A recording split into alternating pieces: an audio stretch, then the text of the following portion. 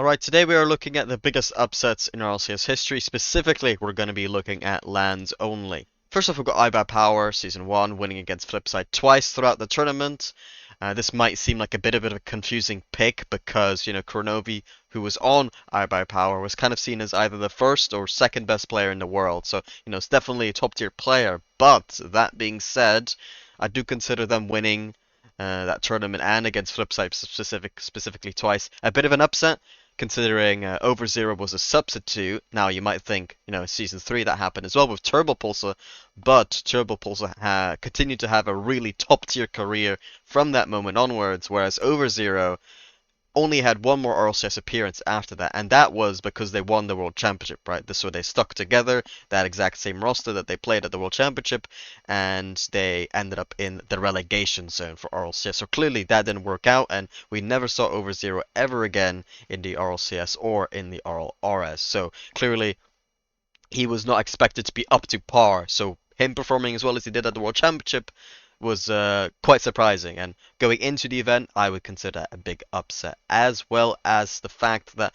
Flipside were kind of seen as this dominant force in the off-season, not in the off-season, sorry, in the pre-RLCS period, right? So, the first international event that was not RLCS, for example, was won by Flipside Tactics. They were seen as a powerhouse and seen as the best team in Europe, and Europe was considered to be, leagues ahead of NA during this period as well, all resulting in me, putting iBuyPower here, and really testament to how Kronovi played and how Overzero overperformed to his expectations just for this event. Kronovi tries to put it over. Mike Rules drops it. Cookster takes the shot. It doesn't matter. iBuyPower are the RLCS champions. Alright, next up is the Chiefs winning against NRG in the Season 6 World Championship. In Game 5 as well, NRG coming in as a #1 seed, and as well, making that grand final in the Season 5 World Championship against Jknaps. You'd expect them, to uphold that status again here, considering they're coming in so hot. But unfortunately for NRG, they started off their tournament losing in Game 5 against an OCE team, which, people don't expect to do too well. And this was the same event. Chiefs ended up making the top 4 as well, so that as a whole, we can count as an upset as well. But specifically, the NRG result is what surprised most people the most, probably. And OCE, they were no since Season 3, and although they got a couple good wins, against an NA4, a weak EU team, that kind of stuff, but never against, a top team that is properly contending for the World Championship. And this was pretty much the first time they did it. And yeah, so obviously it makes the list. No time left. Justin flicks it downfield, looking for Garrett. The Chiefs upset NRG. They move on. The kryptonite of NRG. The Chiefs do it again. Season 4, Season 6, they knock NRG into lower bracket in their first match of the World Championships. The Chiefs do it in a Game 5 upset.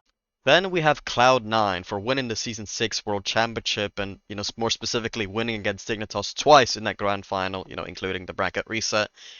The reason being is because Cloud9, they were the #3 seed for NA, so, not necessarily dominating the region at that point. Those, to be fair, they did win league play. They got first in that, but in the regional playoffs, that's when they didn't quite perform. So I thought I should mention that. To be fair as well to Cloud9, stylistically, I think they were a bit of a good matchup against Jknaps. They really are good at the things that Jknaps weren't so good at handling, I would say. So it's more of a stylistic difference, not like Cloud9 were, dominating the tournament or anything, right? They struggled, right? They lost against We Dem Girls in the first round, who got third place, a top team, but nowhere near the level of Jknaps, right? And then kind of struggled throughout that lower bracket, going through a lot of Game 5s, and then eventually making that grand final. So, considering that, Cloud9, they weren't necessarily looking like the hottest team around. And Jknaps, they had just won, as a roster, 2 World Championships in a row. And this actually, up until this grand final, had been their most dominant season yet, going, 7-0 in league play, not losing a series in regional playoffs, and not losing a series in the World Championship up until this grand final. So, much like my argument for iBuyPower beating, a dominant Flipside, I think there's a lot of weight to this as well. The fact that Jknaps were so dominant up until this point. This was the very moment, you know, it went the other way for Jknaps, and Cloud9s were the ones to do it. And considering that momentum Jknaps had, I would say that this is, you know, one of the biggest upsets of all time, and people will never forget this moment. To the unthinkable! They've done it! Cloud9 dethrones the kings of Rocket League!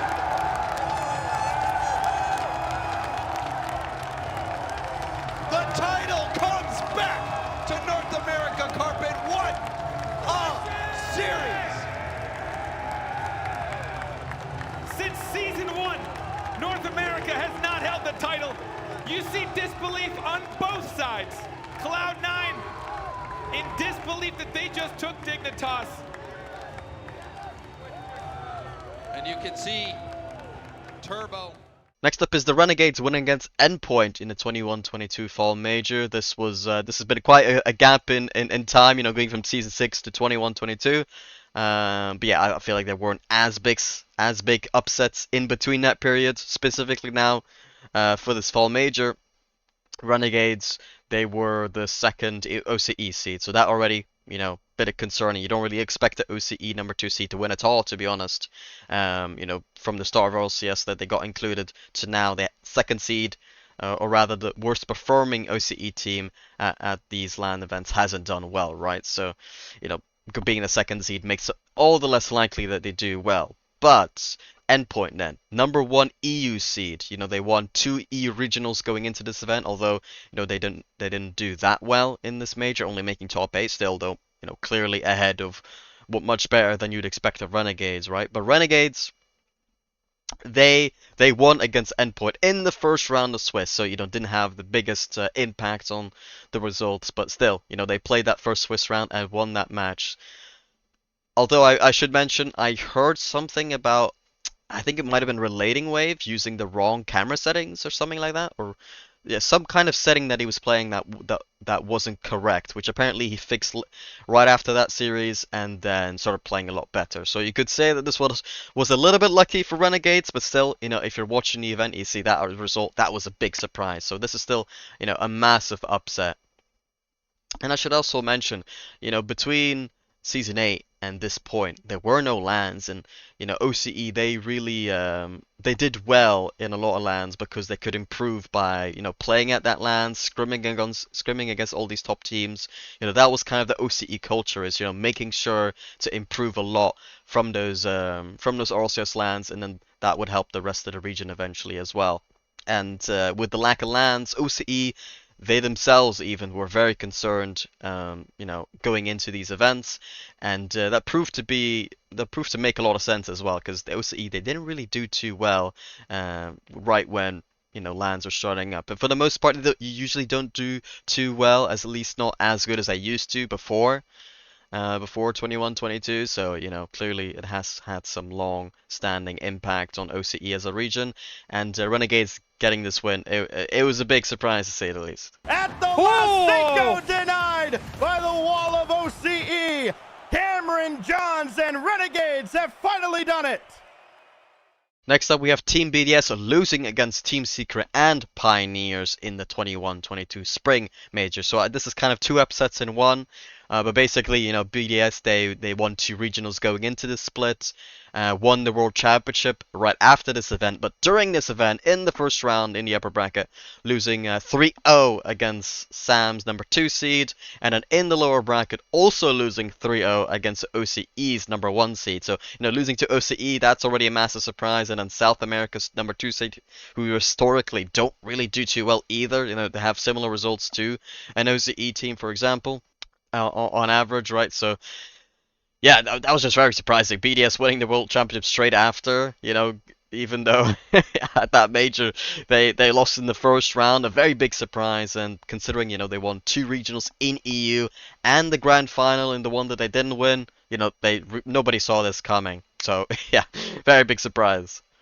There's no time left. Pioneers, they were already celebrating. No one cares what what this ball is going to do. Pioneers have done it for OCE, they've done it for themselves, and they've done it to Team BDS. 3-0, a sweep over the EU #1 seed, if you don't mind, and make Worlds. Could you script a bit of moment? The 16-year-old Australians flying 30 hours across the world, and they're going to do it again. They're going to Dallas. This is just pure joy from the boys there. An absolutely stunning performance, but the devastated Team BDS, they just couldn't deal with them.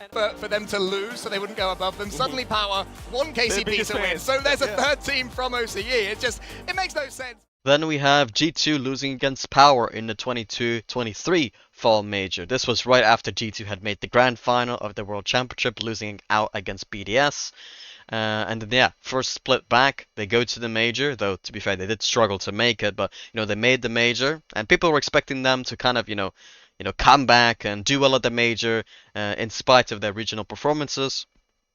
But they were met with a 0-3 loss against Power, the OCE #2 seed actually, and this would actually continue. Power would continue to have these kind of similar upsets in the future, but this was definitely the first of many, if you will.